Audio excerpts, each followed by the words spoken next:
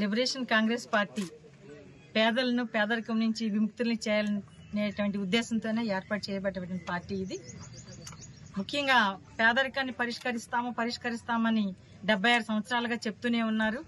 కానీ పేదలంతా నిరంతరంగా పేదలుగానే ఉన్నారు. ఇంకా పేదరికం వృద్ధి చెందుతుందే తప్పించి ఇంతవరకు ఎలాంటి పరిష్కారం రాలేదు. ఎందుకంటే మాటలు ఒకటైతే చేతలు ఒకటిగా ఉన్నాయి. వారికి కేవలం పప్పు బెల్లాలు పంచిపెట్టినట్టుగా, వారికి బిస్కెట్లు వేసినట్టుగా వేయడం తప్పించి శాశ్వతమైనటువంటి పరిష్కారం ఇంతవరకు దొరకలేదు. ఎందుకంటే మేము ప్రత్యక్షంగా గ్రామాల్లో చూసాం. పాదయాత్రలో వారికి సెంటు భూమి కూడా లేదు, ఇల్లు లేవు, పొలాలు లేవు, ఉపాధి లేదు, ఎన్నో రకాల అవస్థలు పడుతూ ఉన్నారు.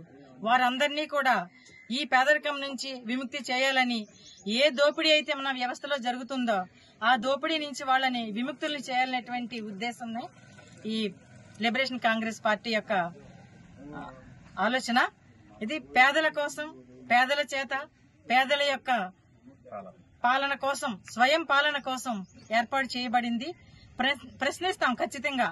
ఏ దోపిడీ అయితే జరుగుతుందో, ఏ అన్యాయం అయితే జరుగుతుందో, ఏ అసమానత్వం, ఏ వివక్షత, ఏ బానిసత్వం, ఏ అణిచివేత అయితే పేదల పట్ల జరుగుతున్నాయో వాటన్నిటినీ ప్రశ్నించడం కోసమే, వాటిని వెంటాడి ఛేదించడం కోసమే లిబరేషన్ కాంగ్రెస్ పార్టీ ఆవిర్భవించింది. ఖచ్చితంగా మన పార్టీ ఈసారి పోటీలో ఉంటుంది. నియోజకవర్గాల్లో మేము పోటీ చేస్తాము. ఖచ్చితంగా గెలుపును కూడా సాధిస్తాం. ఎందుకంటే అధిక జనులు ఈ లిబరేషన్ కాంగ్రెస్ పార్టీకి వస్తున్నారు. చాలా మంది ఇప్పటికే జాయిన్ అవుతామంటూ వాళ్ళ యొక్క అభిప్రాయాల్ని, ప్రతిపాదనల్ని పంపించడం జరిగింది. ఆ దిశగా పార్టీని పటిష్టం చేసే దిశగా మేము కొనసాగుతూ ఉన్నాము.